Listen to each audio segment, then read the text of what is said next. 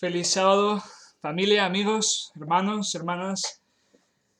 Espero que estén bien, se les echa de menos, pero me alegra poder estar con ustedes y conectar por unos minutos pensando en Jesús y en su palabra. Hasta ahora hemos estado explorando el libro de Mateo, el Evangelio de Mateo, y llegamos ahora mismo de cabeza a las beatitudes, las bienaventuranzas. Y déjame que os haga una pregunta. ¿De qué van estas bienaventuranzas? ¿Cuál es el tema central? Si os acordáis, Jesús ha estado pasando tiempo en Galilea, comenzando su ministerio allá, en las tierras de Zebulón y Neftalí. Sirios y extranjeros, enfermos, endemoniados, lo han rodeado, se han acercado a él, pidiéndole curación, sanación, libertad, buenas noticias, gozo. Y cuando Jesús ve toda esta multitud, se sienta. ¿Y qué es lo primero que dice? Fijaos.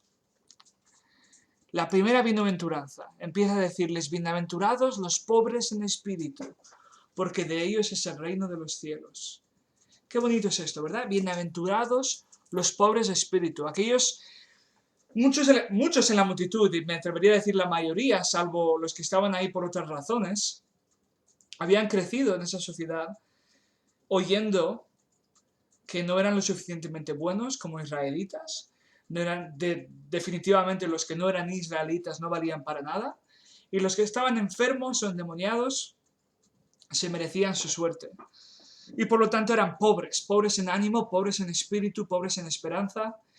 Es interesante porque David Ashrick en uno de sus sermones describe esta situación en el libro de Mateo de la siguiente manera. Dice que en el libro de Mateo, con las relaciones que Jesús va entablando, los de fuera terminan siendo los de dentro y los de dentro terminan siendo los de fuera. Es decir, toda la multitud, como los fariseos, saduceos, líderes religiosos, rabinos, los que tenían buenos asientos en la sinagoga, todos esos terminan, no porque Jesús quiera, sino por cómo reaccionan al mensaje de Jesús, terminan siendo los que están afuera del reino. Y los que estaban afuera del reino, según todos esos, según la sociedad y el sistema religioso de la época, terminan siendo los que se encuentran dentro del reino.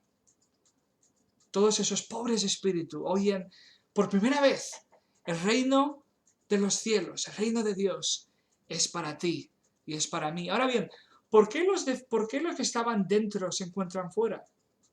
Me atrevería a decir que en gran parte por el Dios que se habían construido, un Dios al que se le podía ganar con méritos, con favores, con multitud de sacrificios, costumbres, palabras, acciones, méritos. Un Dios que con tal de que hicieses A, B y C, te iba a mirar, te iba a tratar bien, no iba a haber ningún problema.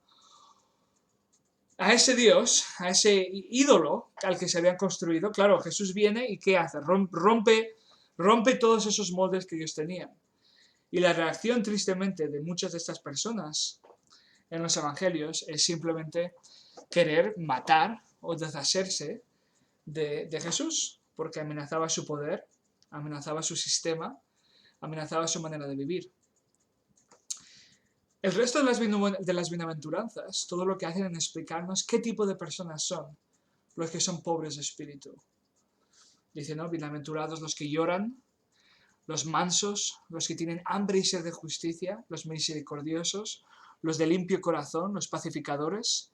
Y fijaos, en la última bienaventuranza, voy a leerla, versículo 10, Mateo 5:10, dice, bienaventurados los que padecen persecución por causa de la justicia, porque de ellos es el reino de los cielos. Es interesante porque Jesús concluye de la misma manera en la que empiezan las bienaventuranzas. Bienaventurados porque de ellos es el reino de los cielos. Ahora bien, la pregunta que quiero hacerte a ti y a mí: ¿eres perseguible? No te estoy preguntando si eres lo suficientemente cansino o pesado para discutir con la gente y hacer que la gente no te quiera, o no te escuche, o no quiera oír nada más de ti. Fijaos, Jesús no está diciendo tienes que ser un pesado y atraer persecución. Jesús está diciendo que los pobres en espíritu, los que tienen hambre y sed de justicia, los que lloran, los mansos, los de limpio corazón,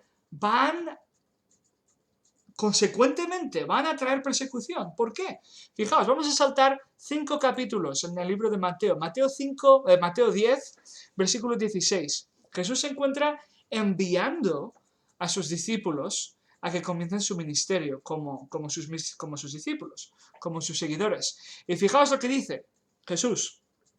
He aquí, yo os envío como ovejas en medio de lobos. Sed pues prudentes como serpientes y sencillos como palomas. Y guardaos de los hombres, porque os entregarán a concilios y en sus sinagogas os azotarán. Fijaos, menudo ánimo le da Jesús a sus discípulos a punto de empezar su misión. ¿Qué les dice? Os envío tal y cual. Ahí hay una introducción ahí, ¿no? Pero cuando les dice, os envío como ovejas entre lobos. Fascinante. ¿Qué está ocurriendo aquí? ¿Qué está pasando? Perdón. ¿Qué está pasando aquí? Jesús les está diciendo a sus discípulos que la consecuencia natural de ser pobres de espíritu, de seguirle y de proclamar las buenas nuevas que Jesús viene a proclamar, es persecución.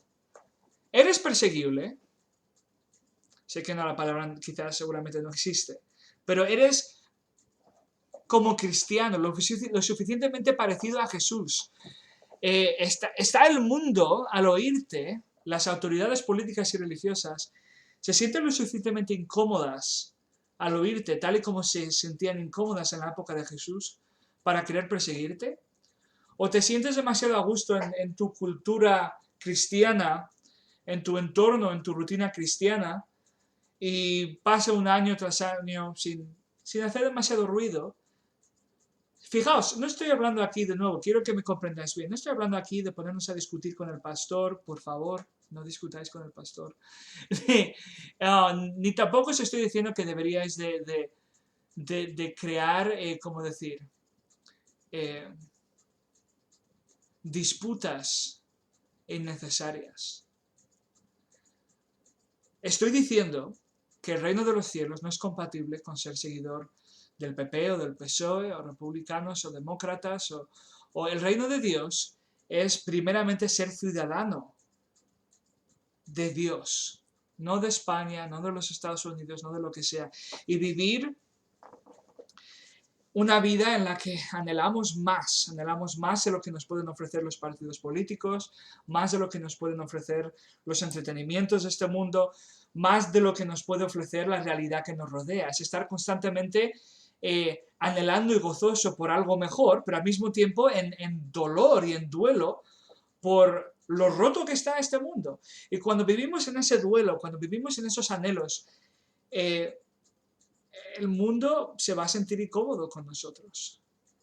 Pero de nuevo, estas son buenas noticias. Estamos trayendo buenas noticias, las buenas noticias de un reino de Dios que viene para los que estaban afuera, rechazados por la sociedad, rechazados por la iglesia, rechazados por todo lo que nos rodea. Jesús viene para ellos y le dice, el reino de los cielos es para ti y para mí.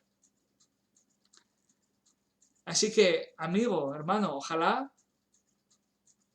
primeramente, 2 cosas con las que quiero dejarte. Primero, si te has sentido alguna vez como los de fuera, si te has sentido que no eres lo suficientemente bueno, si te has sentido que quizás todo lo que se dice y se canta y se piensa en la iglesia no es para ti, buenas noticias, el reino de los cielos es para ti. Y mi deseo es que no te pongas demasiado cómodo en la cultura que nos rodea, aún en la cultura de tu propia iglesia, sino que recuerdes que tal y como hizo Jesús, las buenas nuevas del Evangelio deberían de sacarte de tu sillón y van a hacer a ciertas personas que se encuentran muy a gustos en el sillón de este mundo, tal y como es, incómodos. Pero ahí es donde entran las buenas noticias, las buenas nuevas, la promesa preciosa que nos da Jesús. Nos dice en este mundo tendréis aflicción, pero tened ánimo, porque yo he vencido al mundo. Feliz sábado, amigos, espero que podáis encontrar ánimo, y gozo y esperanza en estas bienaventuranzas que nos dicen: el reino de los cielos está aquí y muy pronto Jesús volverá para establecerlo por completo. Y seamos nosotros mensajeros de este reino, no temiendo las incomodidades que puedan ocurrir, porque son temporales. Y lo que viene Jesús a traer, lo que ya trajo y lo que va a terminar de traer, es eterno. Feliz sábado.